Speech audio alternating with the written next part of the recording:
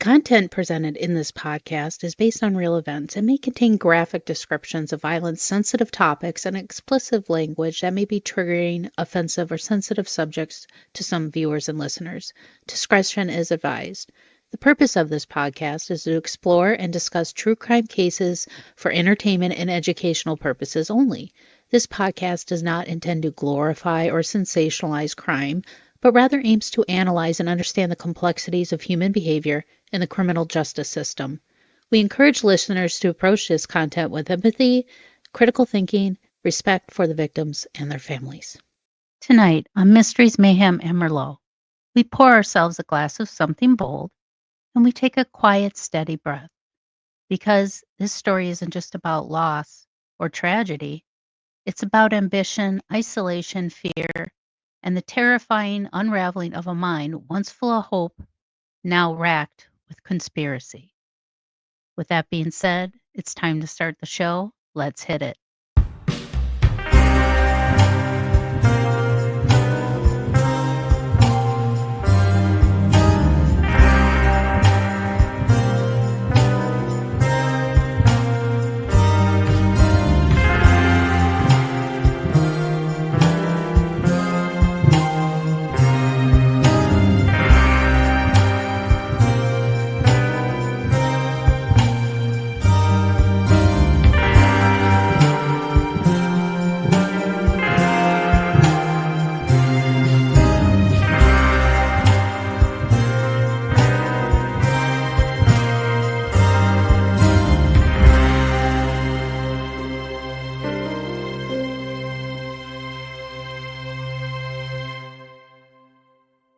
Hi, and welcome to another episode of Mysteries, Mayhem, and Merlot. I am your host, Winnie Schrader.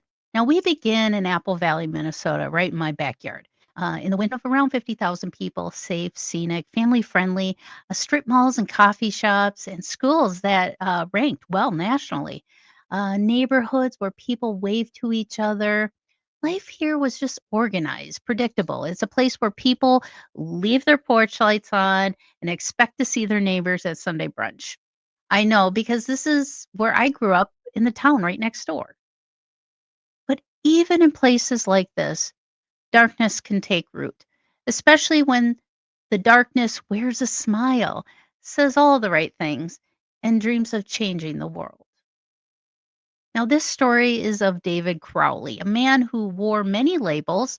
He was a soldier, a filmmaker, a husband, a father, and the story of his wife, Komel, brilliant, loving, graceful, and their daughter, Ronnie, only 5 years old. Now, on January 17th, 2015, all three were found inside their home on Ramsdale Drive. What authorities discovered was chilling. The implications, even more so. Officially, it was called a family tragedy, an act believed to have carried out by David, whose mental state had deteriorated in the final months of his life. But for many, the answers didn't come so easily. Tonight, we'll walk through who they were, what their dreams were, and how it all came undone for them. We'll look at the facts and we'll respectfully explore the possibilities others have whispered about. But most importantly, we'll remember that at the center of all this, the center, there was a family. Now, nationally, America was on edge at this time. Just over a year had passed since Edward Snowden's leaks revealed widespread NSA surveillance. The Ferguson protests had shaken the country in the summer of 2014, sparking renewed scrutiny of law enforcement and government power. The internet was alive with anti establishment chatter, talk of shadow governments, false flags, and civil unrest. That energy wasn't confined to chat rooms or conspiracy blogs. It was seeping into creative spaces too, books, music, films. A growing number of people felt something was coming, and the institutions we were taught to trust, we could no longer rely on. And it's in this climate that David Crowley was trying to make his mark. Now, in Apple Valley, life moved more slowly. Kids went sledding down Lebanon Hills Regional Park. Families gathered at the zoo. There were food trucks, farmers markets. It was a place people chose for safety and structure. But behind the doors of one home on Ramsdale Drive, that structure was breaking apart. Now, David Crowley was born in Minnesota in 1985. He was charismatic, artistic, and fiercely intelligent. And after high school, he enlisted in the military and served in Iraq and Afghanistan, returning home with a chest full of medals and a mind forever changed by what he saw. Now, when he came back, he turned to storytelling, not just as therapy, but as a mission. He studied film, writing scripts, building connections, and imagining stories that could wake people up. Now, Komel Crowley, born in Komel Amin in Pakistan, moved to the U.S. as a child. She excelled academically, eventually becoming a registered dietitian. But beyond her career, she was known for her light, always the calm in the storm, the voice of compassion in any room. Now, David and Kamal met in college. Their courtship was fast and intense, rooted in deep philosophical conversations. They married in 2008, and in 2009, they welcomed their daughter, Ronnie, a child full of life described by friends as a curious, sweet, and endlessly imaginative little girl. She loved to draw, to dance, and to make up stories. Now, photos from their early years tell stories of joy, backyard cookouts, first steps, quiet mornings with coffee. But as David's creative project grew, so did the strain. Now, David's idea was bold, a film about a near future America where civil liberties have collapsed, a dystopian police state, FEMA camps, mass surveillance, a brutal regime faced by an armed resistance. Why does that seem so familiar? He called it the gray state. The trailer he released in 2012 was haunting, professionally looking, slick, and terrifying. It racked up million views online.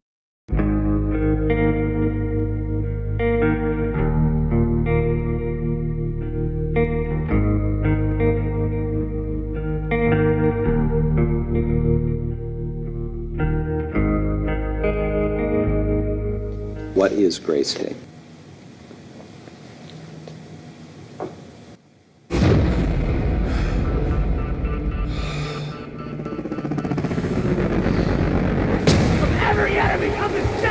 Gray State is less a movie than it is a warning.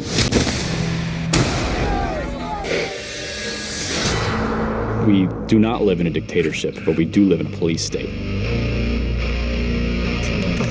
What we're going to see is the unveiling of this gray state foisted upon America.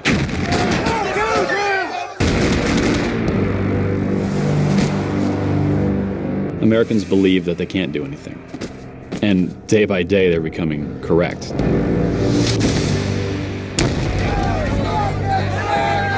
It's a game of numbers, and we're losing.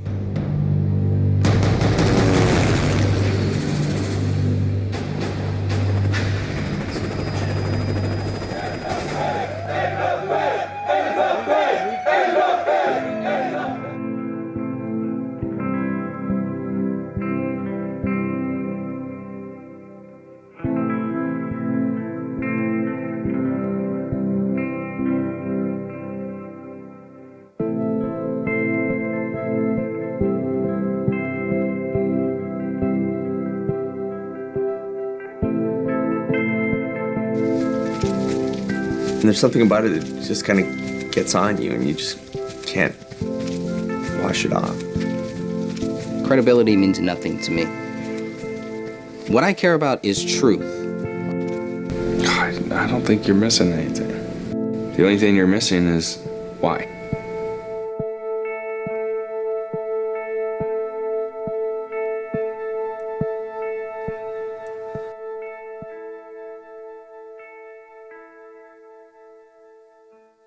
Now, people notice alternative media stars, conspiracy communities, and libertarians began promoting the film.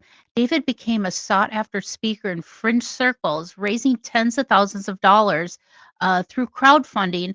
He even claimed that a production deal with a major Hollywood players were on the table.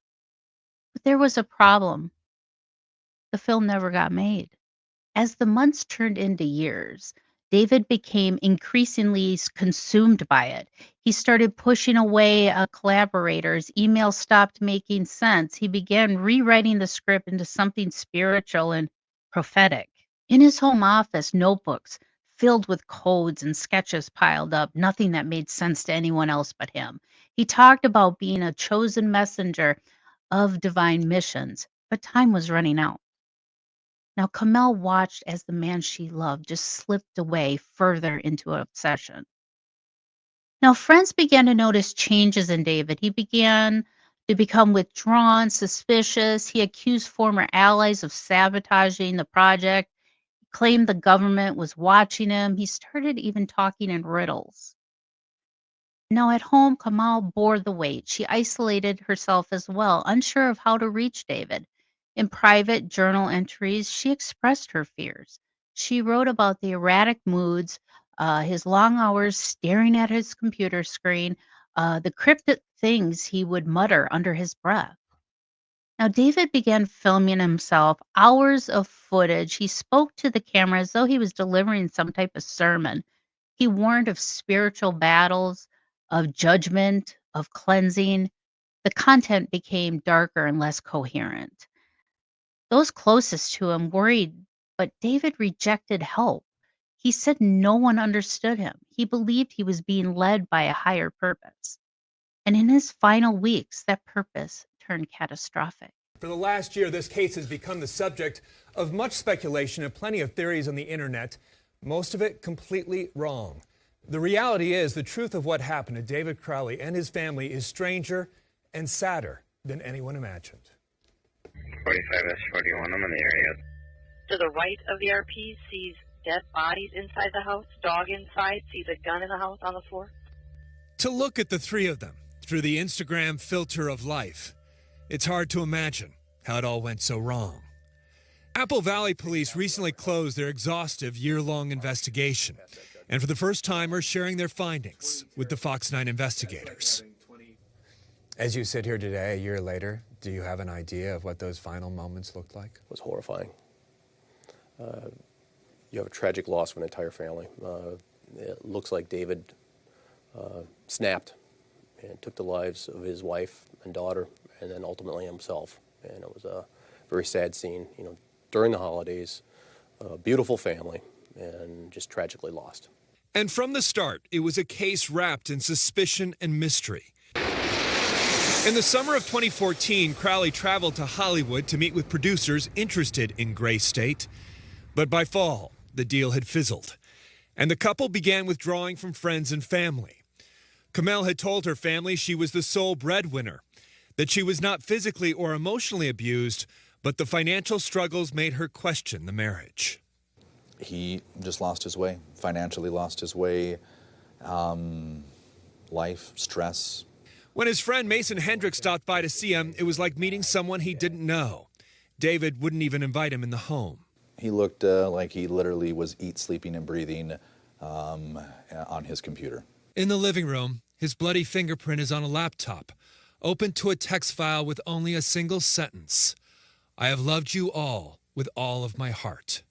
In the home office, on a notepad, more bloody fingerprints and the words, submit to Allah now.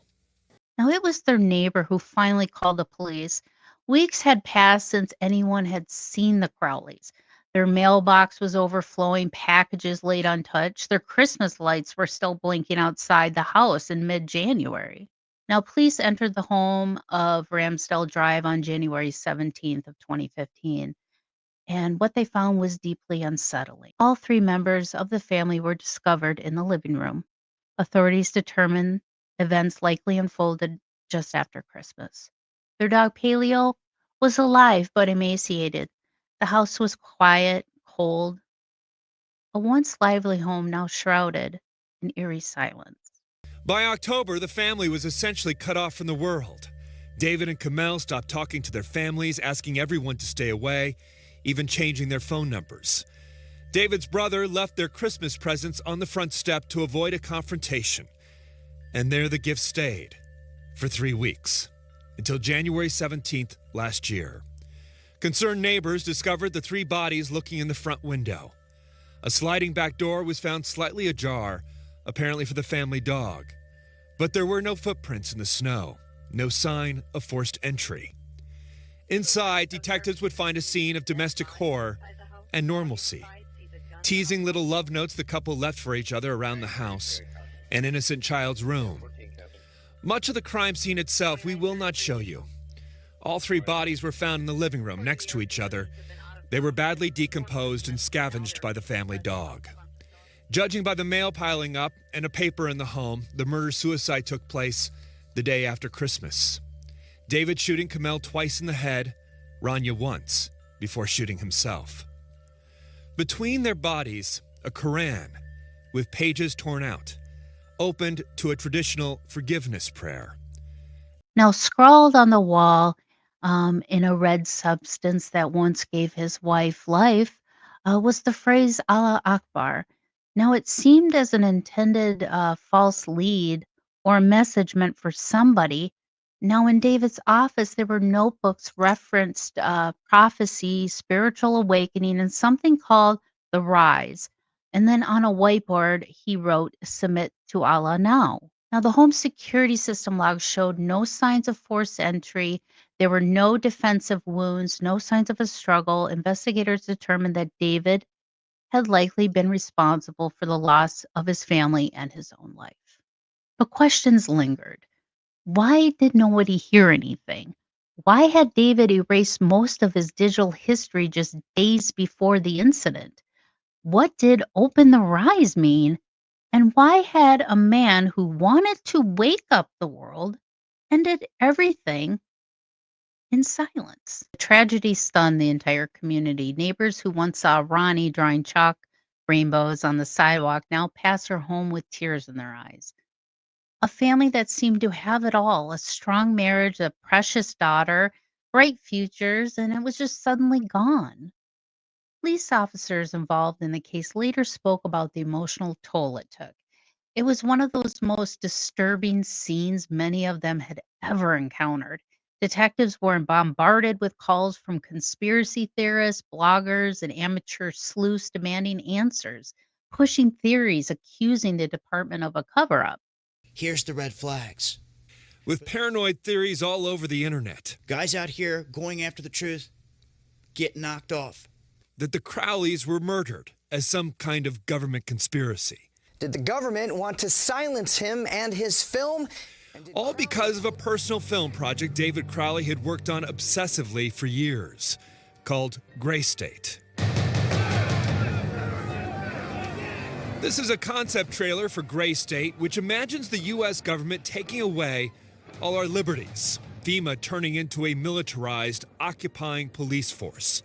In short, the Gray State is a culminating manifestation of the darkest trends our negligence and malignancy have to offer. Because I think at the tail end of it, he was living the Gray State.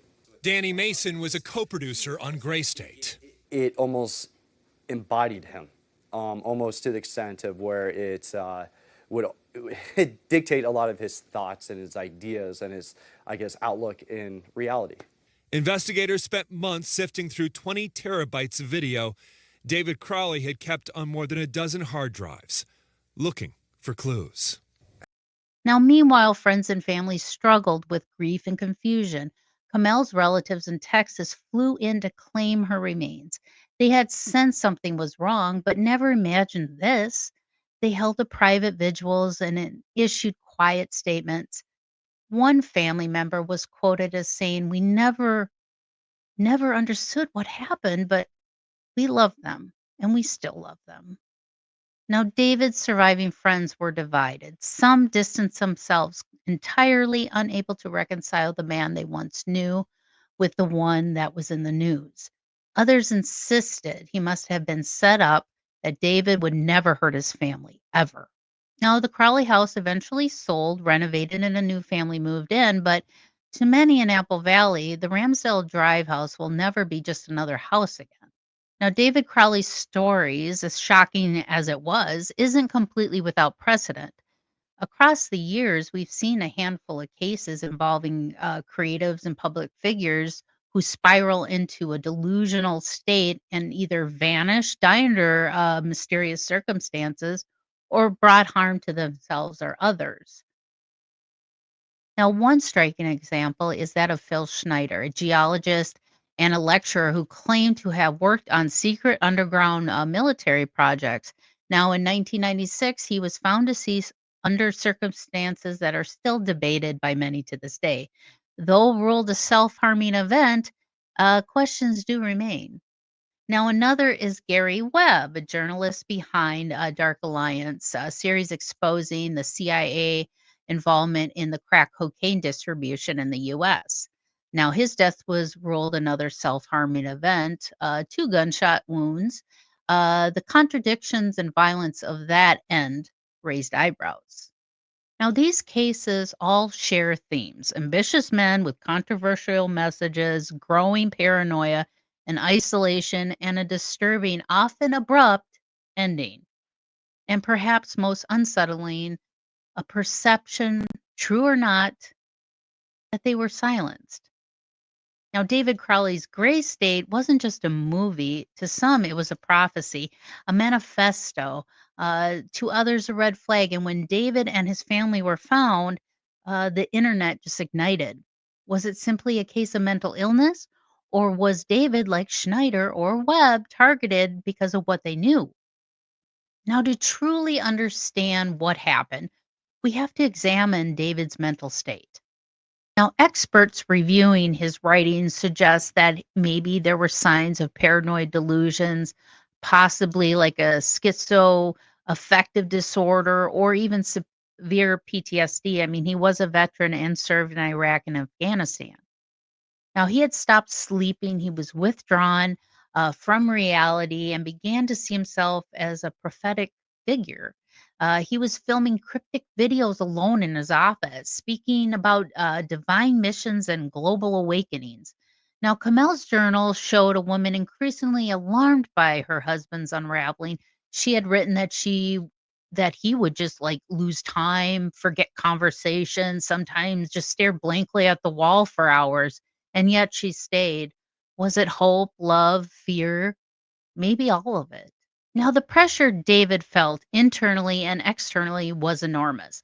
Crowdfunding supporters, fans, political ideologues, everyone had expectations. And when the project stalled, the voices inside may have filled that silence. Now, his obsession with secrecy and symbolism also deepened. I mean, he liked phrases like open the rise or submit to Allah. The gray state rising began to appear in journals and all over his whiteboards. He even began interpreting everyday events as if they were omens. So if David or his family had a breaking point, no one saw it in time. This is a person that was not thinking clearly, committed a horrible act by taking those lives. And his mind at that point was deranged. He just was not in a normal state. He wasn't thinking rationally. Now we have to ask ourselves, what part do we play in stories like this? Now, the internet has made it easier than ever to find a community, but it's also created an echo chamber. Conspiracy theorists aren't just fringe anymore. They're influencers. There are entire channels and podcasts exist just to decode tragedies like David's. They take real pain and spin it into entertainment. Now, yes, I know we are a true crime show, but we believe in honoring the victims, not just using them. We ask questions, but we anchor ourselves in empathy. And stories like this demand it, especially it being Memorial Day weekend and David being a veteran. Could this been a psychosis and part of his PTSD?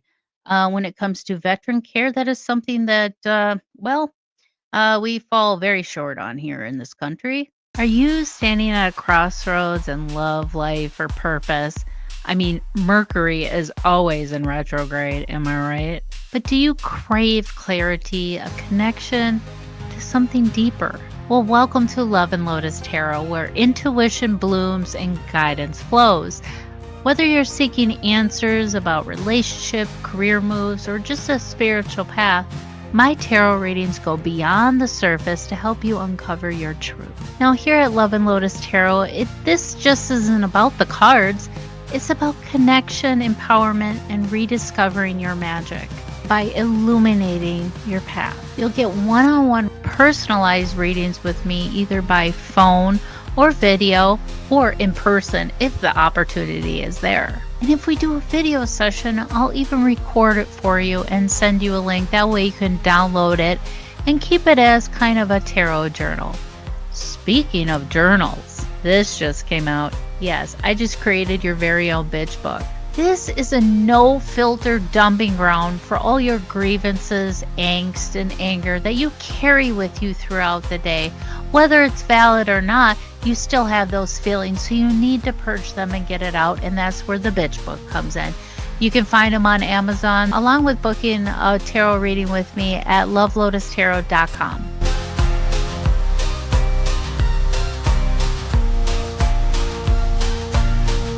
Now, it's easy to chase shadows, but harder, much harder, is facing the fact that someone could break so completely, so silently, and no one could stop it. Now, today, Ramsdale Drive is occupied. Its rooms have been repainted, floors redone, but those who knew the story, it remains a symbol, a place where dreams and delusions collided. The Gray State trailer still exists online, an eerie window into David's ambition and agony. His vision of the world torn apart by tyranny became tragically a reflection of his own inner collapse. Now, Komel never wanted to be a martyr. She was just a healer and a peacemaker. Ronnie, she was just a child. Her life was only beginning. And David, well, David became the very chaos he once swore to warn us about. Now, looking at the world today, nearly a decade after David Crowley's death, some find themselves haunted by his unfinished vision. The film was never completed. Gray State was a stark dystopian warning of civil unrest, mass surveillance, the militarization of public life, and the erosion of personal freedoms. In 2025, many of us see parallels unfolding across the American landscape. Political powers consolidating, policies are emerging that aim to reshape federal agencies, curtail press freedoms, and blur the boundaries between civilian life and military enforcement. Critics of these measures argue that certain government blueprints now read like rough drafts of Crowley's screenplay.